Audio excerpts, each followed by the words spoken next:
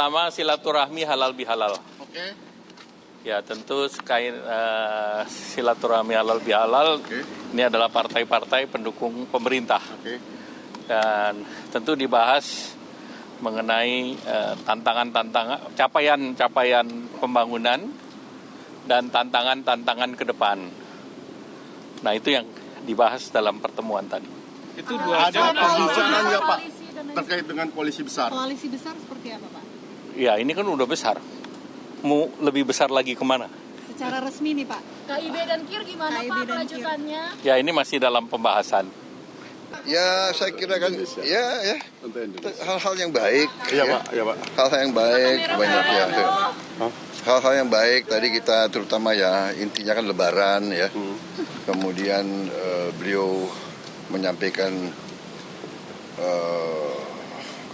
perkembangan terakhir bidang ekonomi, ramalan semua negara besar, ramalan World Bank, IMF, semua bahwa Indonesia benar-benar punya potensi benar-benar untuk menjadi negara maju ya. Bisa sekarang kalau tidak salah GDP kita sudah 1,5 triliun ya. Diperkirakan sekarang ekonomi kita sudah ke-16 ya terbesar. Dan diperkirakan kita sangat mungkin bisa menjadi ekonomi keempat terbesar di dunia kalau kita pandai memanfaatkan keadaan. Jadi itu titipan beliau kepada kita-kita. Yang lebih banyak adalah bagaimana Indonesia ke depan. Ya, bonus demografi yang kita punya kesempatan 13 tahun ke depan, ini kita nggak boleh terlewatkan. Kalau kita terlewatkan untuk mendapatkan bonus demografi itu, maka kemungkinan nanti lewat kesempatan itu. Karena itu kita tidak boleh ketinggalan kesempatan itu. Nggak ada bahasan soal politik di 2024 Pak? Hampir nggak ada.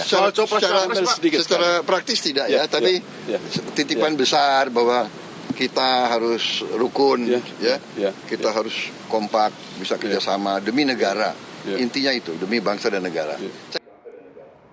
Ya, Presiden Joko Widodo mengundang 6 ketua umum partai politik kemarin. Apakah ini menjadi penanda bahwa tidak hanya silaturahmi Idul Fitri saja, tapi menjadi merapatkan barisan satu koalisi nantinya ya. Kita akan membahas mengenai hal ini dengan 3 narasumber yang sudah bergabung dengan kami. Ya, ini sudah ada Bang Irfan Pulungan, tenaga ahli utama kepresidenan. Selamat pagi Bang Irfan. Pagi, sehat? Sampai Bayu, selamat pagi. Oke, kemudian juga ada Mas Muhammad Triandika, analis politik dari Universitas Bakri. Selamat pagi Mas Andika. Mbak Rati, Mas Bayu. Kemudian juga ada Bang Denny Indrayana, Guru Besar Hukum Tata Negara. Selamat pagi, Bang Denny. Selamat pagi, selamat siang dari Melbourne, Australia. Ya, oke. Jauh-jauh kita gangguin waktunya pagi hari ini ya. Saya mau ke Bang Irfan dulu, Bang Irfan. Kalau banyak publik yang bertanya-tanya, ini kok undangan dari Bapak Presiden, 6 ketua umum partai politik yang dimana kan memang mendukung dari pemerintahan Presiden Joko Widodo. Satu yang tidak diundang kabarnya Nasdem. Tapi sebenarnya pertemuan ini hanya silaturahmi biasa atau sebenarnya ada membahas mengenai Pilpres 2024 yang mengerucut kepada satu koalisi besar nantinya. Suka banget nih TV One nih, pagi-pagi udah ngerumpi aja. Kan seru pagi-pagi kita ngerumpi kan. Ya, pertemuan itu kan memang pertemuan silaturahmi Idul Fitri ya. Waktu Ramadan juga dilakukan silaturahmi ya kan nggak ada masalah, semakin banyak kita bersilaturahmi semakin bagus, semakin memanjangkan usia ya kan, semakin dosa-dosa kita bisa dimaafkan ya itu fine-fine aja gitu ya. Pembicaranya juga pembicara tentang masalah-masalah kenegaraan, kebangsaan, apa yang harus dilakukan ke depannya kan gitu. Ketua-ketua umum parpol ini kan sebagai leader, sebagai pemimpin yang juga dia bisa memberikan sumbangsi kepada negara bangsa ini dengan jaringan-jaringan yang ada. Gitu aja. Jadi pure masalah kebangsaan saja, tidak ada aspek politik yang dibahas gitu. Karena ya hadirnya kan ketum parpol yang kemarin juga kita sama-sama tahu bahwa ketum-ketum itu hadir ketika ada wacana koalisi besar. Ya, menghadapi pemilu seperti dikomunikasikan secara komprehensif supaya masing-masing partai politik itu menghadapi pemilu besok itu, terutama Pilpres ya, agar saling rukun ya, melakukan isu yang adu gagasan, tidak lagi memberikan terbelahnya masyarakat kita gitu, tidak menyebarkan hoax ya kan, politik identitas, sara dan lain sebagainya. Tapi kok satu partai kok tidak kelihatan hadir Bang kemarin Bang? Nah itu tanya yang nggak hadirnya. Tapi diundang. Ya undangannya itu kan dari istana kan, tanya juga gitu. Yang saya dengar itu ya kabarnya ada di luar negeri gitu, ya kan? Oke, baik. Kalau itu tadi secara normatif jadi Bang Irfan sudah menyampaikan ya soal kebangsaan dan lain sebagainya. Tapi bagaimanapun pertemuan ketum-ketum parpol ini dengan presiden di istana akan erat kaitannya nggak, Mas Andika, dengan kontestasi pilpres? Saya melihat gini ya, Mas. Muatan politik pasti ada dalam pertemuan itu. Namanya juga ketum parpol bertemu dengan presiden. Pasti muatan politiknya ada. Tetapi saya tidak yakin yang dibicarakan dalam pertemuan tersebut belak-belakan pure hanya semata-mata pilpres, gitu ya. Jadi sebagai presiden, saya pikir Pak Jokowi tahu porsi ya untuk membicarakan tentang apa dan di mana. Kalau tempatnya di istana, yang dibicarakan sebagian besar saya yakin tentang kebijakan, gitu ya. Tidak akan menggunakan porsi istana untuk membicarakan pure tentang pilpres. Tetapi kalau publik atau aktor-aktor politik lainnya menginterpretasikan ada muatan politik di situ, ya itu sah-sah saja. Apakah itu nanti ada bagian dari koalisi besar, ya publik boleh berinterpretasi seperti itu.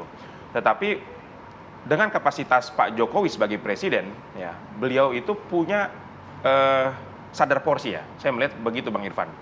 Sadar porsi seperti apa? Dia tidak bisa menentukan arah politik dari ketum-ketum parpol ini. Ya, tetapi hanya bisa mempengaruhi dengan bentuk gesture politik gitu ya. Dengan pertemuan itu kan gitu. Secara simboliknya itu bisa kita baca bahwa 5 ketum parpol itu adalah bagian dari pemerintah, yang tidak diundang di situ adalah bukan bagian dari pemerintah. Dan ini message besar terhadap Nasdem. Meskipun saat ini ada di kabinet, tetapi tidak lagi menjadi bagian keluarga inti dari istana. Oke. Saya langsung ke Bang Denny ya. Bang Denny, melihat ada pertemuan itu ya Pak Presiden dengan Ketua Umum Parpol, ini kan bukan yang pertama kali juga begitu. Nah, apa yang Bang Denny perhatikan atau setidaknya dalam persiapan Pilpres ya 2024, karena kan semua tokoh politik kan saling bertemu, meskipun di permukaan kita melihatnya bungkusnya ya silaturahmi gitu, tapi kan publik juga berinterpretasi bahwa pasti ada muatan politik juga di situ. Bang Denny. Silaturahmi, tapi ada yang tidak diajak silaturahmi kan. Jadi dari situ aja pesannya sudah bias ya. Saya menulis agak panjang 24 April yang lalu dengan bahasa yang relatif terang. Bagaimana Jokowi mendukung Ganjar, mencadangkan Prabowo, dan menolak Anies. Jadi kalau kita melihat segmen kemarin di istana atau buka puasa PAN yang juga tidak mengundang Nasdem, itu menunjukkan memang Presiden Jokowi beliau secara normatif di panggung depan mengatakan urusan capres, koalisi, urusan ketua umum partai. Tapi sayangnya di panggung belakang keikutsertaan beliau sebenarnya bisa dikonfirmasi ke banyak pelaku, aktor-aktor utama di sana. Saya coba tulis dengan agak detail dalam artikel 8 halaman yang saya berjudul tadi. Bagaimana Jokowi mendukung Ganjar, mencadangkan Prabowo, dan menolak Anies. Nasdem tidak lagi disilaturahmi, tidak lagi diundang, ada alasan di luar negeri dan lain-lain. Di PAN juga begitu, ya karena tidak masuk dalam strategi pilpresnya Pak Jokowi, sudah mendukung Anies Baswedan. Itu mengkonfirmasi lagi bagaimana ada preferensi ke Ganjar dan Prabowo dan ada resistensi ke Anies Baswedan.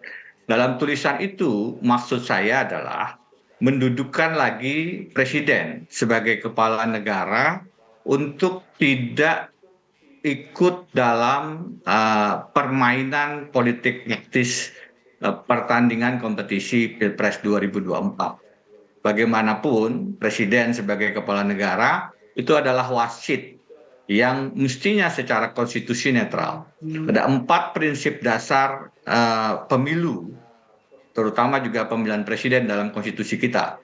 Pertama adalah dia menegakkan daulat rakyat dan negara hukum, pasal 1. Kemudian yang kedua, pemilunya dilaksanakan 5 tahun sekali secara luber, jujur, dan adil.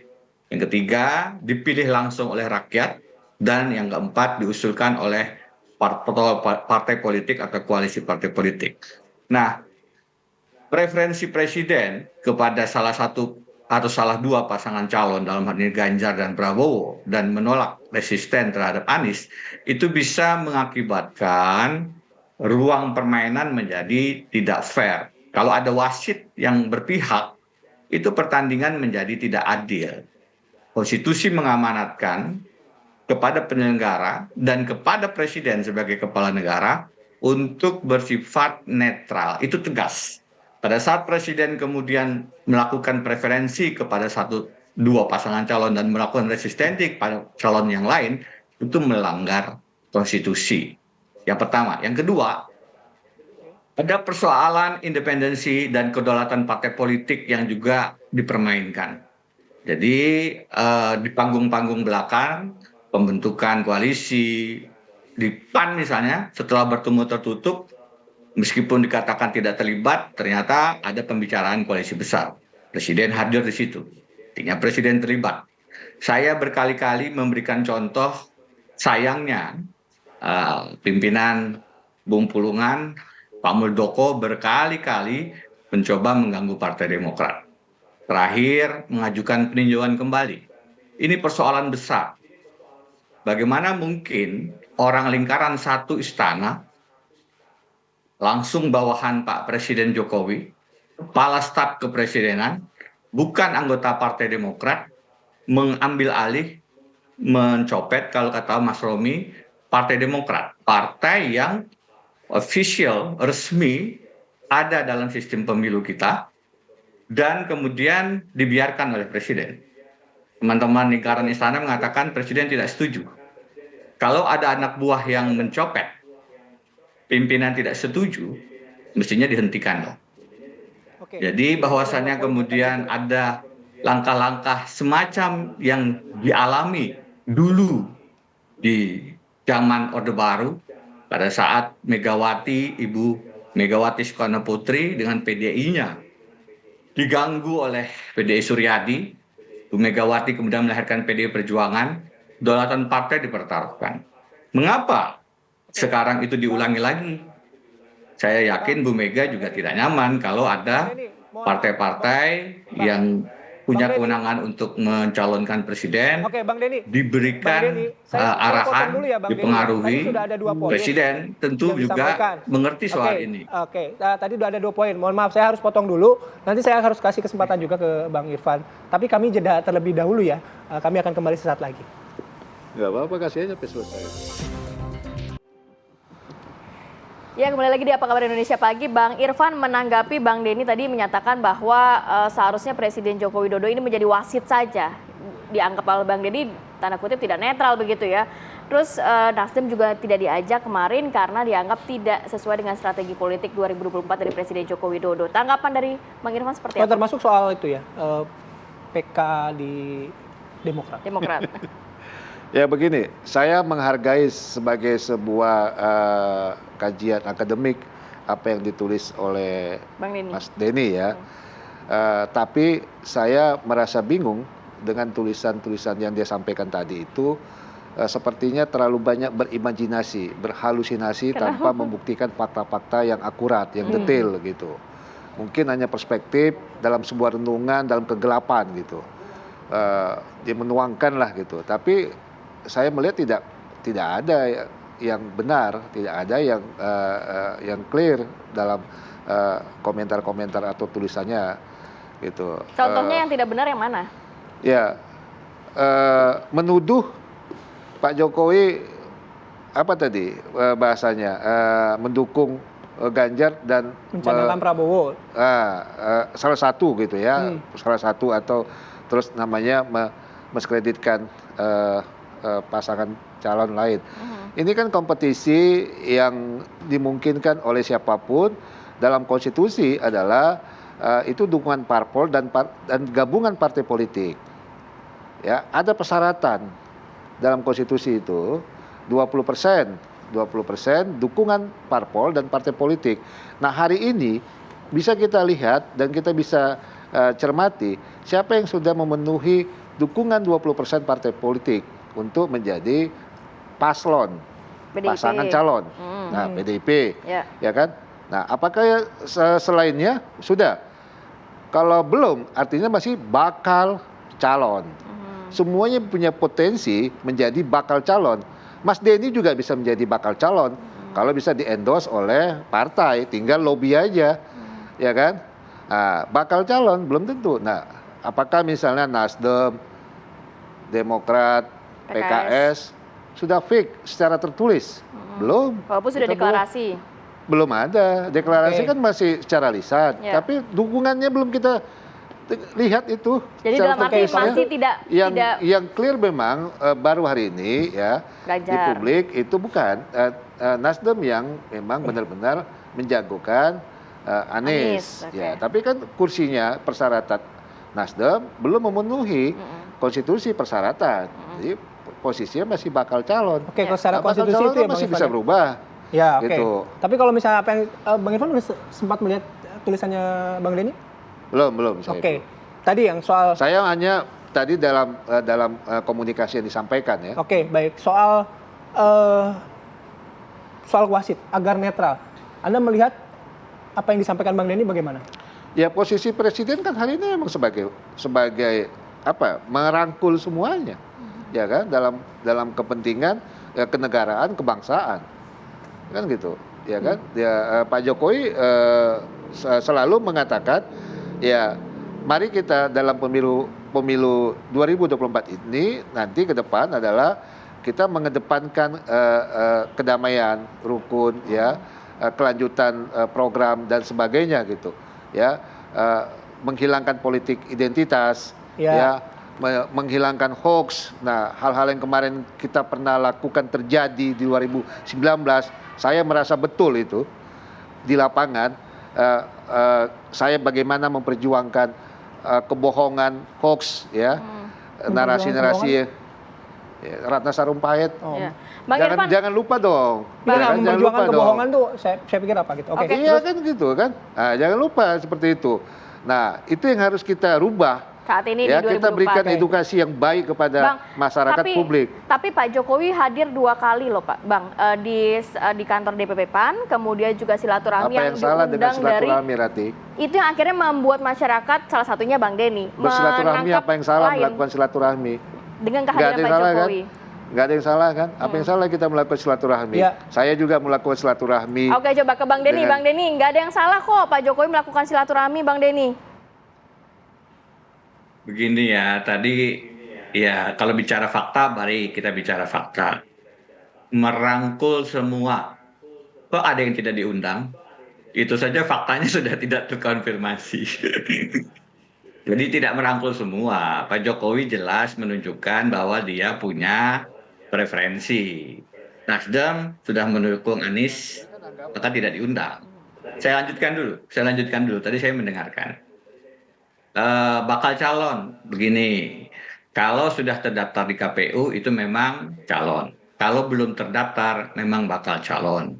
Sekarang ada 3 calon yang muncul di survei. Ganjar didukung PDI Perjuangan dan P3, Pak Prabowo didukung sekarang Gerindra, PKB, dan kelihatannya Golkar akan bergabung. Bagaimana dengan Anies? Anies itu sudah ketua umum partainya tanda tangan juga perjanjian tertulis. Jadi Nasdem sudah tanda tangan perjanjian tertulis, ada aktanya. Demokrat sudah tanda tangan secara resmi juga menyatakan dukungan terhadap Anies. Demikian juga PKS. Apakah kemudian kalau belum jadi kemudian bisa diatur supaya tidak jadi? Jangan. Sebelum bakal calon pun semua orang harus diberi ruang yang sama. Setelah bakal calon semua orang diberi ruang yang sama. Setelah jadi calon semua orang diberi jalan yang sama. Ini kan tidak demikian. Belum dijawab. Tadi pada saat off air saya dengar Kalau Muldoko itu mau mengambil Demokrat itu kan hak politik. Pak Muldoko ini Demokrat saja tidak. Hak politik seperti apa? Apakah di zaman Orde Baru Pak Suryadi boleh mengambil PDI-nya Bu Mega? Kan ditolak. Itu bukan hak politik. Itu mencuri partai orang. Apakah ada pencurian kita bilang itu hak hidup dia? Tidak bisa. Ada yang namanya etika, ada yang namanya benar dan salah. Kalau ada pertarungan internal, Pak Muldoko adalah kader Partai Demokrat, kemudian maju di ketua umum, terjadi persaingan, ada persoalan selisih, maju ke mahkamah partai, boleh. Pak Muldoko anggota Partai Demokrat saja, tidak mengambil partai orang lain. Dan dia orangnya Pak Jokowi. Ini bukan hak berpolitik, ini ada orang mencuri. Tidak bisa kemudian kita mengatakan itu hak hidup, dia bisa mencuri, tidak boleh. Karena itu kita bisa membacanya sebagai upaya untuk kalau Partai Demokrat berhasil dicopet, sekali lagi saya menggunakan istilah Bung Romi di salah satu podcast sebagai ketua MPP P3, ya bisa diduga arah tiket capresnya tidak diberikan ke Anies. Itu terbaca dengan sangat mudah. Saya sarankan, mohon dibaca tulisan saya, artikel saya yang relatif agak panjang dengan partai politik, supaya gitu. bisa Itu diatur dalam konstitusi kan? arahnya seperti apa. Kalau belum dibaca kan dikatakan halusinasi. Dibaca dulu, dilihat. Kalau faktanya seperti apa dibantah silahkan.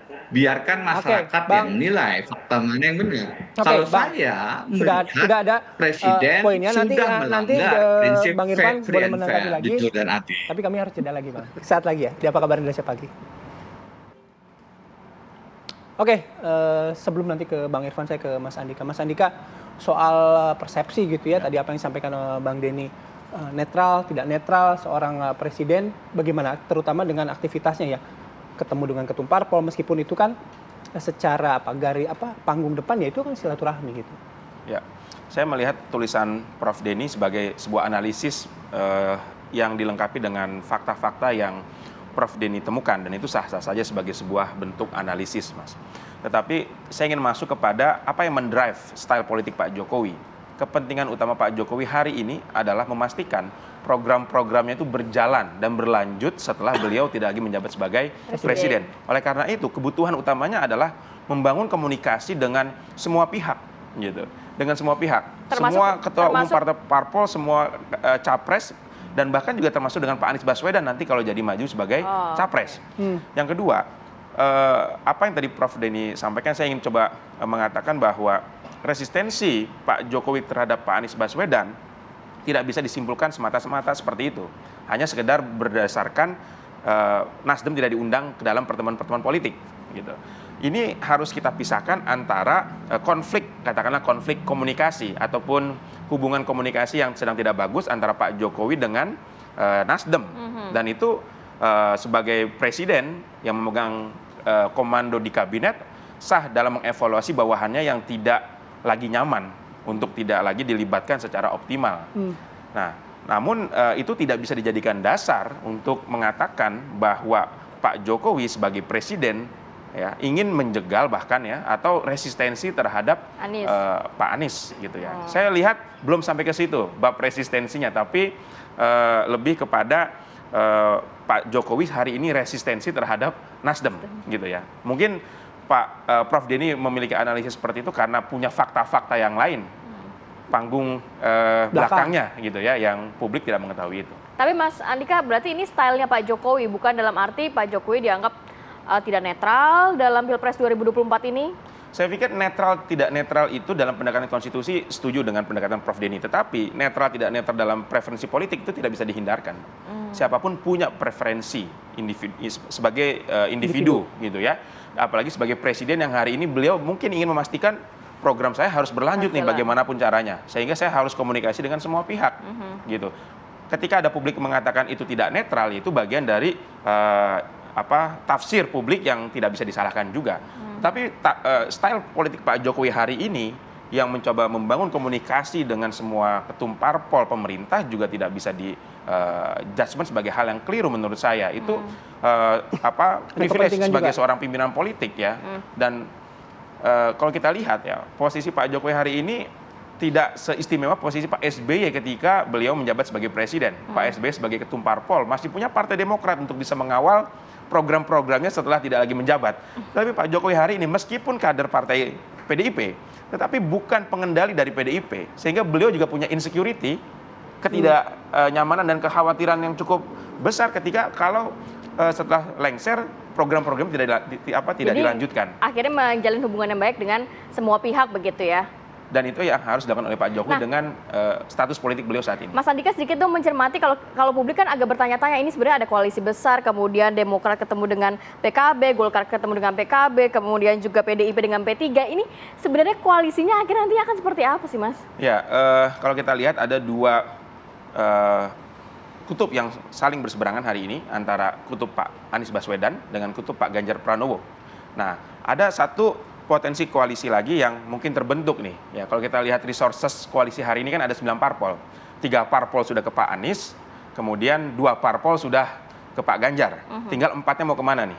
4-nya apakah mau pecah jadi 2 ya, atau bisa bergabung menjadi 1? Kalau saya melihat situasi hari ini, kemungkinan besar 4 parpol ini bergabung menjadi 1, atau 3 parpol ini bergabung menjadi 1. Kalau tidak PAN ke PDIP, ke Pak Ganjar, Golkar, PKB dan Gerindra bisa menjadi satu koalisi besar.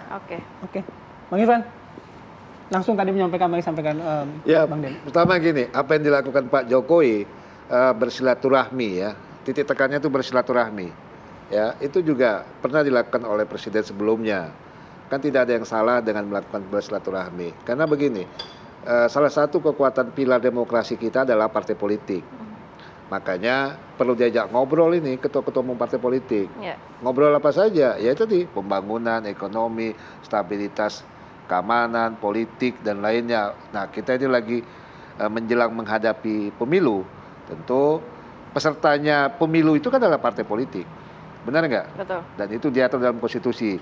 Ya, diajak ngobrol, diskusi gimana biar ke depan itu ya partai politik itu dengan visi pembangunannya bisa sama, ya kan? Orientasinya bisa melanjutkan apa yang sudah dilakukan hari ini.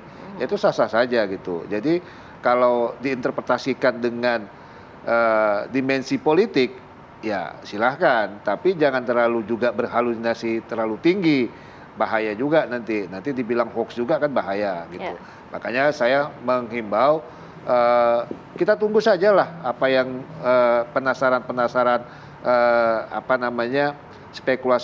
spekulasi yang muncul di publik ini ya kan.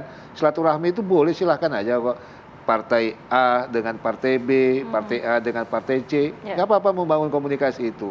Itu kan nanti itu bisa melihat, pasti setiap partai politik itu punya kepentingan, masing-masing, punya cara, punya strategi, bagaimana dia kan ingin menang semua di partai politik ini. Saya di P3 ingin juga menjemput kemenangan nih. Angka 17 itu satu tujuan, menjemput kemenangan.